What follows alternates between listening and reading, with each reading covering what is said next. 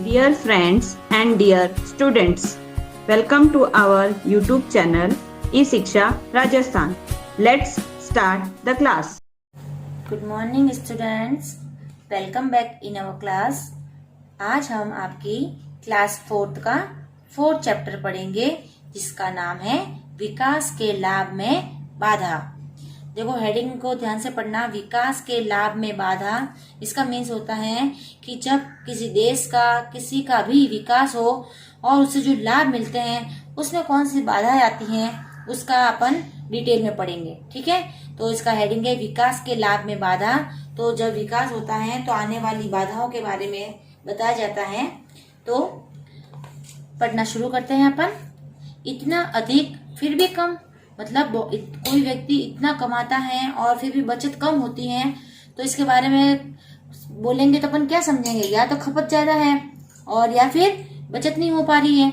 इस बात से चौंकिए नहीं, हमारे देश ने बड़ी तरक्की की है, फिर भी सबके भोजन, वस्त्र, आवास, शिक्षा, स्वास्थ्य और रोजगार की जरूरतें पूरी नहीं हो पा रही हैं। इसमें बताया गया है हमारे देश के बारे में, हमारे देश भारत के बारे में, कि यहाँ हर चीज संपन्न है लेकिन फिर भी कमी रहती है। कि यहाँ पे देखो सबके लिए भोजन, वस्त्र, आवास का मतलब रहने की सुविधा, शिक्षा की सुविधा, स्वास्थ्य यानी हॉस्पिटल वगैरह अच्छे स्वास्थ्य के बारे में, और रोजगार मतलब सबको काम धंधा मिले, उन सब की जरूरतें यहाँ पर पूरी नहीं हो पा रही हैं। क्यों नहीं पूरी हो पा रही है? इसलिए हमें कहना पड़ता है कि इतना अधिक फिर भी कम, मतलब इतना अधिक यहाँ पे प्रोडक्शन होता है, इतना अधिक यहाँ पे हर चीज बनती है, फिर भी कम की कम क्यों रहती है? आइए सोचे इसका कारण क्या है। अब हम इस पे गौर से सोचते हैं कि आखिर क्या कारण है जो इतना सब कुछ होते हुए भी हमारे लिए कम ही कम रहता है। 15 अगस्त सन 1947 को भारत आजाद हुआ। ये आप सबको पता है कि हमारे देश को आजादी कब मिली? 15 अगस्त 1947 को। आजादी के तुरंत बाद हमने अपने देश का बहुमुखी विकास शुरू कर दिया। बहुमुखी का मतलब होता है चारों ओर से बहुत ही ज्यादा, हर महीने में सुख संपत्ति, हर महीने में अच्छे तरीके से विकास करना हमने शुरू किया। इसलिए हमने इस टॉपिक पर ध्यान दिया कि कुछ भी हो हमारे देश में गरीबी नहीं आए और सब तरह से संपन्न रहे लोग। हमें अपने देश की गरीबी मिटानी थी, जो लोग गरीब थे उनकी गरीबी मिटानी थी। कृषि की उपज बढ़ानी थी। कृषि की उपज का मतलब होता है खेती करते हैं ना, उस खेती में होने वाली पैदावार, उपज का मतलब कितनी उपजती है, कोई फसल कितना अन्न उपजती है, तो उसकी उपज जो थी उसको भी हमें बढ़ाना था। और लोगों के स्वास्थ्य, उनका जो हालचाल है, उनका जो स्वास्थ्य है उसको भी अच्छा करना था, तथा उनके रहन सहन के स्तर को ऊंचा उठाना था। तो ये हमारे सामने क्या थी? चुनौतियां थी। गरीबी मिटानी थी, जो खेती की उपज थी उसको बढ़ाना था, लोगों के जो स्वास्थ्य था उसको बढ़ाना था, और उनके रहन सहन का जो स्तर था, उनके रहन सहन का जो तरीका था उसको भी हमें ऊपर उठाना था। यह प्रयास करना था कि कोई न कोई भूखा रहे, नहीं मतलब कोई भूख से न मरे, और न कोई बेघर-बार हो। बेघर-बार मतलब सबके पास अपने अपने मकान हो, कोई भी बिना घर का न रहे, और न कोई निरक्षर का मतलब बिना पढ़ा लिखा, अज्ञान। ठीक है, तो न कोई ऐसा अनपढ़ रहे, निरक्षर रहे, और न कोई बेरोजगार रहे। मतलब ऐसा भी नहीं कि किसी को रोजगार न मिले। बेरोजगार का मतलब जिसके पास काम धंधा नहीं हो। तो हमारे सामने चुनौतियां थी, और इन चुनौतियों को पूरा करने के लिए हमने एक रूपरेखा बनाई कि आजादी के बाद ये सारी जितने भी समस्या हैं उनका हल निकाले हम। ठीक है, इन सब दिशाओं में विकास के लिए हमने कई योजनाएं बनाई। ये सारे पॉइंट थे जिन पर हमें कुछ न कुछ करना था, इनको बढ़ाने के लिए, इनकी वृद्धि करने के लिए। तो हमने विकास की क्या बनाई? योजनाएं बनाई। इन योजनाओं से हमारे देश के विकास शुरू हुआ। इन जो हमने योजना बनाई, इससे हमारे देश का विकास भी शुरू हुआ। खेती की उपज तो थी वो 4 गुनी हो गई, 2 गुनी नहीं 4 गुनी हो गई जो उपज थी ना कृषि पैदावार की वो। और छोटे बड़े उद्योग भी बढ़े, मतलब छोटे और बड़े काफी उद्योग धंधे खुले, नए कल कारखानों में दैनिक उपयोग की वस्तुओं का उत्पादन भी कई गुना बढ़ गया। जो कल कारखाने होते हैं, जो मिलें होती है बड़ी बड़ी और इंडस्ट्रीज होती हैं, उसमें दैनिक उपयोग मतलब जो डेली नीड की जो वस्तुएं होती हैं उनका उत्पादन भी काफी बढ़ गया। इसमें चीनी, सीमेंट, इस्पात का मतलब मेटल, पेट्रोलियम और आदि का उत्पादन कई गुना बढ़ गया। तो इन चीजों का उत्पादन भी कई गुना बढ़ गया। तो कुल मिलाकर हमने जो विकास की योजना बनाई थी उसमें हमने सफलता पाई और इनका जो में वृद्धि हुई उत्पादन में। इनके साथ साथ बहुत बड़ी संख्या में औषधालय का मतलब जो होते हैं ना, क्या बोलते हैं उसको, जो ये औषधि बनाते हैं ना आयुर्वेदिक, वो वाले औषधालय खुल गए और अस्पताल भी खुले। गांव-गांव और नगर-नगर में हजारों विद्यालय भी खुले, बहुत मात्रा में विद्यालय भी खुले सबको शिक्षा देने के लिए। स्वास्थ्य सेवाएं बढ़ी, जो हेल्थ रिकवरी होती है वो भी बढ़ने लगी। शिक्षा सुविधाएं भी बढ़ी, अस्पताल की जगह और विद्यालय भी नए नए खुलने लगे। आवास का मतलब रहने की सुविधा, यातायात का मतलब आने जाने की सुविधा, बिजली, पानी आदि की सुविधाओं में भी वृद्धि हुई। तो कुल मिलाकर हमारे बहुमुखी विकास हुआ। जैसा हमने सोचा था वैसा ही हुआ। फिर क्या हुआ? इस प्रकार हमारे देश ने हर क्षेत्र में बहुत ही प्रगति की, बहुत प्रगति हो गई। जिसमें भी हमने योजना बनाई वो सब सफल हुई। फिर भी जन साधारण के जीवन में जितना सुधार होना चाहिए उतना नहीं हो पाया। फिर भी जन साधारण के जीवन में जितना सुधार होना चाहिए था ना, कि ये भी होना चाहिए वो भी होना चाहिए, उतना सुधार नहीं हो पाया। क्यों? आखिर क्यों? इसका उत्तर है जनसंख्या की तेजी से बढ़ना। कि हमने उत्पादन तो बहुत किया लेकिन जनसंख्या भी बहुत तेजी से बढ़ती गई, तो जनसंख्या के बढ़ने में उत्पादन की मात्रा कम होने लगी, इसलिए ये सारी समस्याएं होने लगी। तो देश के आजाद होने के समय भारत की जनसंख्या लगभग 32 करोड़ थी। कितनी थी भारत की जनसंख्या? सिर्फ 32 करोड़ थी और अब वह 120 करोड़ के लगभग करीब है। मतलब पूरी 100 करोड़ जनसंख्या ज्यादा बढ़ गई है। तो जनसंख्या बढ़ाव ज्यादा हो गया, उत्पादन में कमी होने लगी, इस वजह से सारी समस्याएं होने लगी। तो जनसंख्या के इस प्रकार बढ़ने से जहां देखिए वहीं भीड़ ही भीड़ दिखाई देती है। बहुत ज्यादा भीड़ हो गई क्योंकि जनसंख्या वृद्धि से सब जगह मनुष्य और ये भीड़ भाड़ वाले इलाके बहुत ज्यादा हो गए। सड़क पर भीड़, बसों में भीड़, रेलों में भीड़, स्कूलों में भीड़, अस्पतालों में भीड़। ऐसी कोई जगह नहीं जहाँ पर बहुत ज्यादा मात्रा में लोग हो, सब जगह भीड़ ही भीड़ दिखाई देने लगी जनसंख्या वृद्धि के कारण।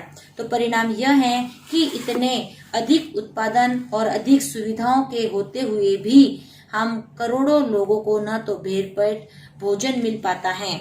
देखो इतने सारा उत्पादन है, इतनी सारी सुख सुविधाएं हैं, फिर भी करोड़ों लोग ऐसे हैं जो न तो पेट भर के खाना खा पाते हैं और न उनको तन ढकने के लिए वस्त्र मिलता है, न शरीर ढकने के लिए उनके पास कपड़े हैं, न आवास की सुविधा पूरी होती है। आवास मतलब न रहने के लिए उनके पास अपने खुद के मकान हैं। इतनी सारी सुख सुविधाओं के होने के बावजूद। क्यों?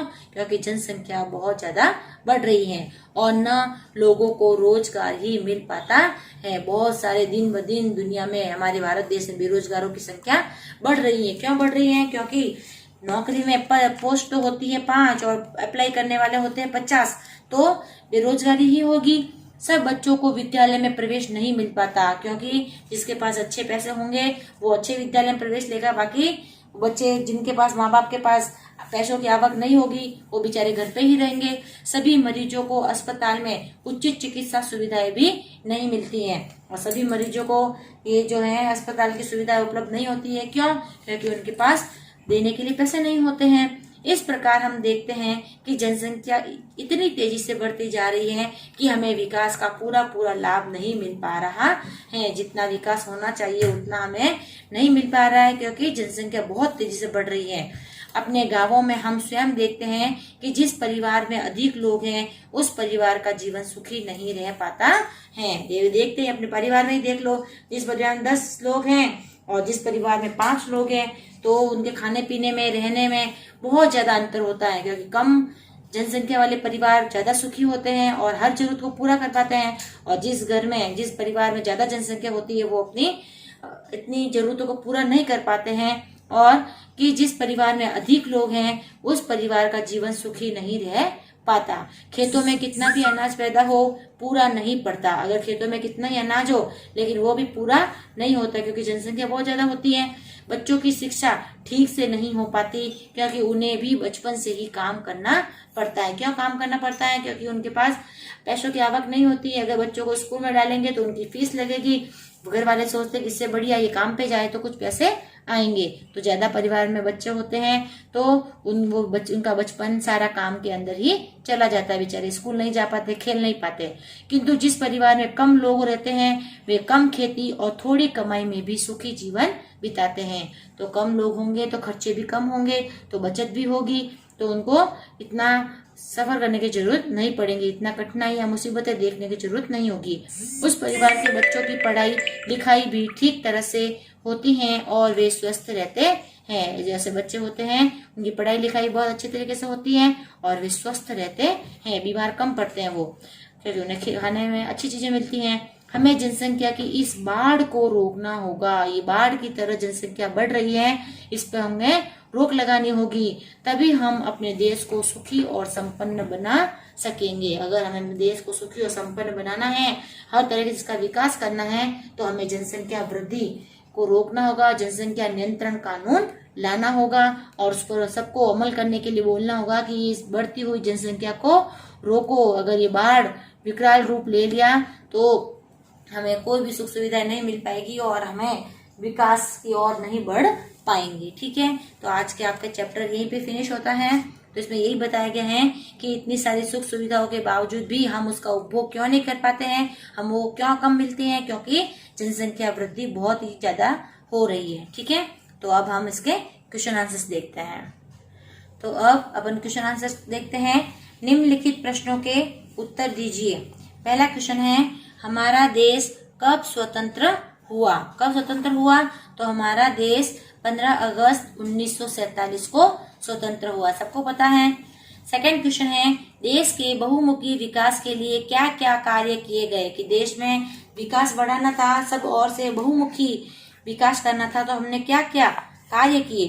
तो हमने गरीबी मिटाना, कृषि उपज को बढ़ाना, लोगों का स्वास्थ्य और उनका रहन सहन का स्तर ऊंचा उठाना, और कोई भूखा न रहे, कोई बेघर न हो, निरक्षर न हो और न कोई बेरोजगार रहे। यहाँ तक लिखकर फिर आपको क्वेश्चन लिखना है, यह कार्य किए गए। देश के बहुमुखी विकास के लिए अगर देश का सब ओर से विकास करना है तो हमें ये सब की वृद्धि करनी पड़ेगी और सब पे ध्यान देना होगा, तभी जाकर देश का बहुमुखी विकास होगा। फिर थर्ड क्वेश्चन है, देश में किन किन वस्तुओं के उत्पादन में वृद्धि हुई? तो चीनी, सीमेंट, इस्पात, पेट्रोलियम आदि के उत्पादन में वृद्धि हुई। जो जो प्रोडक्ट के नाम आए वो हमें लिखने हैं। फिर फोर्थ क्वेश्चन है, आजादी के समय देश की जनसंख्या कितनी थी?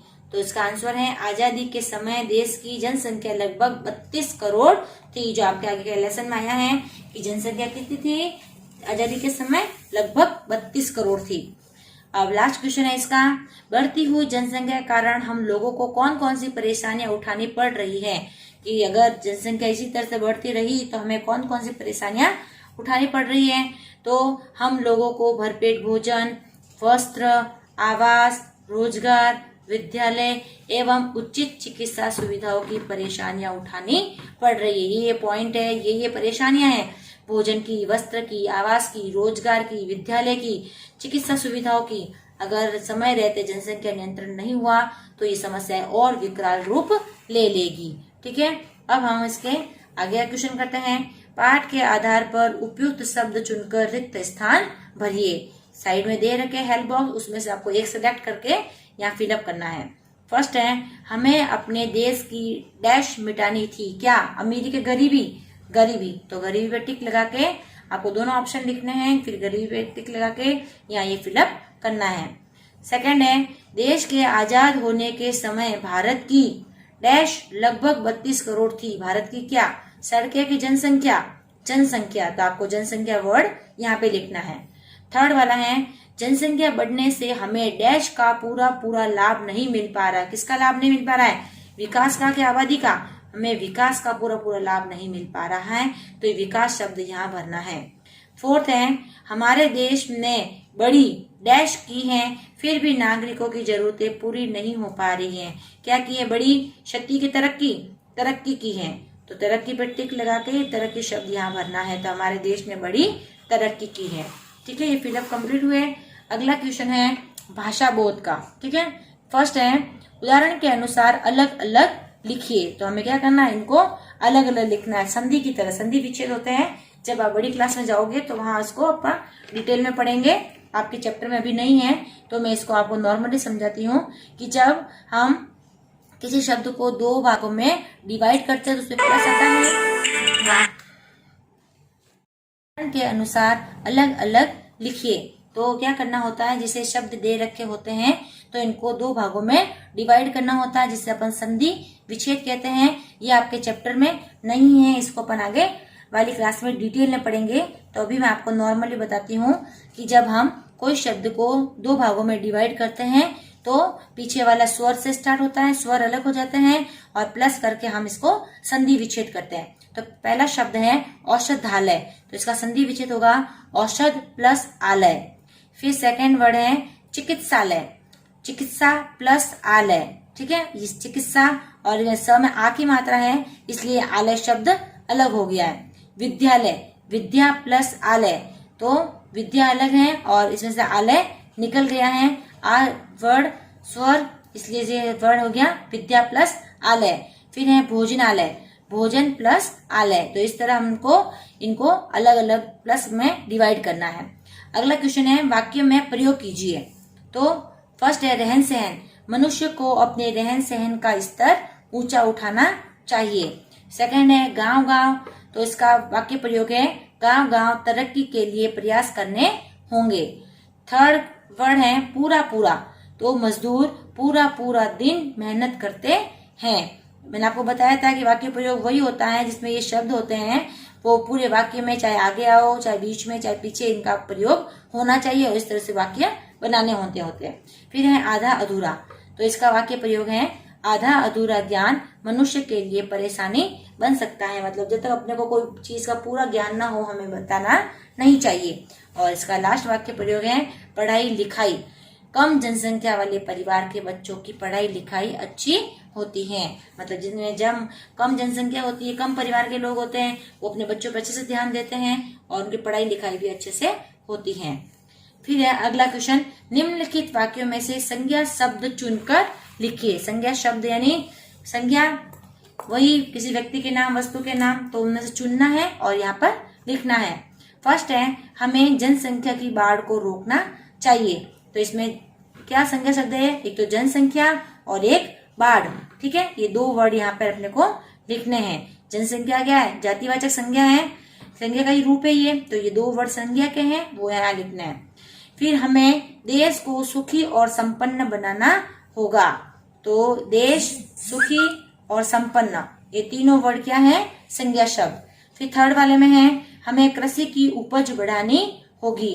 तो थर्ड वाले में कृषि और उपज, ये दोनों संज्ञा शब्द है। तो जो जो अंडरलाइन कर रखे हैं उनको यहाँ पर संज्ञा शब्दों में फिलअप करना है।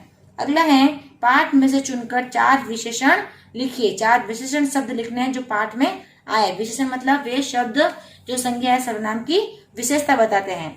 तो मैंने 4 वर्ड लिखे, देखो बहुमुखी, सुखी, गरीबी और संपन्न, ये 4 विशेषण शब्द हैं जो इस पाठ में से अपन ने लिए हैं। ठीक है, बस अपने को इतना ही करना है।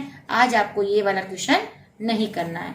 ठीक है, आज के वीडियो में इतना ही। तो मैंने आपको अच्छे से क्वेश्चन आंसर बता दिए हैं, इसको अच्छी सुंदर हैंड राइटिंग में अपनी नोटबुक में कर लेना। ठीक है, नेक्स्ट चैप्टर को अपन अगले वीडियो में देखते हैं। Thank you.